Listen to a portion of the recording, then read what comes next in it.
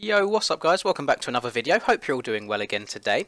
So today we are on a track called Optimist MX Park, and it was just released today at the time of recording this. It's actually been, I want to say, maybe 4 or 5 days now that we've not seen a track release, so really happy to see this one because I always like reviewing the newest tracks. Just looking at this screen right here quickly, because the track creator did say that it was a replica of his local track, and there's something about this that it just looks like a hell of a lot of fun, and it's stuff like this that makes me a bit jealous of the Americans a lot of the time. Living in the UK, we get nothing like this, so it looks like kind of supercrossy, but more just, it is just very local track vibes. Obviously, very small track overall. I'm not sure how long lap times are going to be, although we won't actually be able to see anyway because I'm currently not running the normal max HUD overlay that I run. Reason being is, oh, pardon me, sorry. Reason being is I just done a race on Krackenberg yesterday, and if anyone's played that track, they know how demanding it is on the PC. So I removed max HUD because that does actually give you better FPS. It's quite surprising actually just what a difference a max HUD makes. Maybe something that I might consider doing on some more intensive tracks in the future, maybe like the JV tracks, is just removing the max HUD. The reason I like it on a lot of the time, in the racing at least, is obviously A, to see kind of how my lap times are and know if I need to kind of pick up the pace or slow down at all. But then B, the map is such a huge thing for me. I really like seeing when if I go off the track, for example, when I crash, it's much easier for me just to look at the map to see if anybody's coming before I pull out on the track again and potentially take someone out. Something some certain people do need to maybe take advantage of a bit more. The amount of times in quote-unquote professional races that I've had people pull out right in front of me and make us both crash again is just ridiculous, but that is a story for another day. But overall, I thought I'd hop on the CR for this track because someone left a comment saying that apparently it was a bit of a struggle on a 250, but going off of the jump so far in this first lap or two, everything seems like fairly straightforward. It all looks easy enough. Like, these jumps here are tiny. I'm not sure if there is some like insane massive line that you're meant to be taking, but it all seems fairly nice. I'm pretty sure you'd be able to do most of this on a 125. And just general vibe I get in already is this again is just one of those tracks that it's not meant to be taken too seriously. What might be cool is maybe having some sort of a race event on it, but just on small bikes, so maybe 125s for example. I think that would give off like a really cool, maybe not even in a series so to speak, just like one off event. I think that'd be quite cool.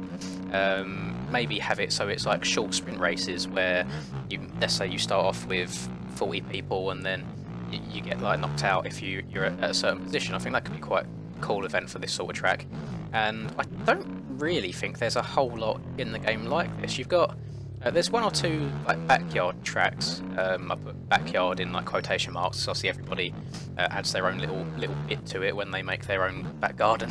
Again, all American side of things. I imagine if I had done my back garden, if I started here and I accelerated, the track would end here. that's how big my garden is. I'm not fortunate enough for that. Those of you that have seen some of my videos in the past, you know that my just dream one day is I don't care how big my house is. If I've got some land out the back and I can have a turn track, that's me happy for life. Honestly, it's something that I've kind of learned as I've got older, that I don't really enjoy the whole racing aspect in real life as much as I just enjoy riding my bike, and I'm actually quite a big fan of doing quote-unquote enduro races in real life. Not the hard enduros like you see the really good guys like Johnny Walker and Billy Bolt and Graham Jarvis for example, but more so the more casual stuff. One or two logs is enough for me. I'm not going to be going and riding Erzberg for example. That's way beyond my skill limit, but I just like getting some bike time. I'm sure some of you can relate to that, where it's not even just about the competition, it's about just having a nice time on your bike with some mates. And I notice as I get older, that is something that I feel more and more, where I'm just not too interested in racing anymore. I'm under no illusions. I'm never going to make any money out of motocross. It's purely a hobby and just like a bit of stress relief really at the end of the week. And it's something that I do miss a hell of a lot and wish I could do more. We are in that kind of crappy part of the year in the UK at the moment, where it's going to be a very rare occasion to get a weekend where tracks aren't underwater. the weather is just it's hit that point where it went from nice sunshine to waking up every morning with frost on your car windscreen, and every now and then we get some snow. Usually it rains too much, so the snow never settles in the first place, but every now and then we get lucky. I suppose it's where you're from in the UK. I'm from the southern part of the UK personally, so down here we're not quite as lucky, but further up north they tend to get quite a lot of snow. And I see videos on like Instagram or TikTok every now and then, and in America, for example, where you get lots and lots of snow, and you've got your studded tyres and stuff, and riding across frozen lakes, and that looks so much fun. Again, we've not got that sort of freedom over here, which is a bit of a shame. And I feel like I might have just been born in the wrong country. just give me a bit of land and I'll be happy. That's all I want. I mean, I know some people that they're like, I've seen videos online. People have like tracks like this in their garden. They've got so much land, it's just ridiculous. Imagine getting to wake up every day and getting to ride something like this. You'd be so much better on a bike than someone who doesn't get to. And I think that's, I mean, going on a little bit of a tangent here, I feel like that might be some of the reason as well why the actual kind of quality that comes out of a lot of countries is so much lower. Obviously, the US is bigger anyway, so you've got more people to choose from, but it's just the land and the spacing that just enables people to be so good at the sport. I couldn't imagine getting to wake up every day and or coming home from work and just being like, oh, I'm just going to go have a quick 30 minutes out in the garden, out on the turn track, work on my corner, and that would just, oh, God, I'm getting happy just thinking about it. How sad's that? But overall, this track so far, it's really good actually. It's very, very simple, don't get me wrong. There's nothing difficult on it by any means. Granted, I am on a 450, so I can probably ride the whole track in first gear and still clear all the jumps. But it's generally a really good track, and I might go back to the bits in a second, see how many laps I've done. I feel like it's one that you can just ride without thinking about the game. It'll be a good track just to waste time on. Can I make that inside? And nope. Oh, I went a little bit too fast over that. There's definitely some interesting lines. This next rhythm section next to me here is one that I feel like has most possibilities, but I'm just not sure. Like, can I triple this afterwards? Oh, go on, Dad, the back brake. Oh, God, that was close. Let me spin around and hit that again. That'd be an interesting line. I mean, I've been stepping over this jump right here from the outside, just making it a triple, but that inside looked quite interesting. Let me try it once more. Spin her around. Try and stay low off this. Oh, I jumped a bit too far there. Don't think I'm going to get over it all the way. Oh, I feel like that's definitely doable. One of you guys will let me know in the comments if you've done that or not. I'm sure someone has. And then I think the rest of the track's just fairly straightforward. Not even so much like a forced line, but it is the only line because the jumps are only so big. But if the track creator is just replicating a real life track, then you can't complain about it too much. Let me go and let's have a look at this picture again. So we start here and hit the finish line, so I can see that one. We go all the way around to the left. We've got a little double, then into a triple, another left, and it's just, I can't remember if this here was a triple or a tabletop.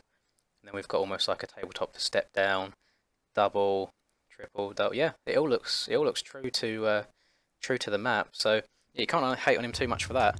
But yeah, it's just, I never know what to say really. I feel like I've kind of got on this tangent a couple of times about tracks in the UK and being shut down and things like that, and maybe one day I'll move.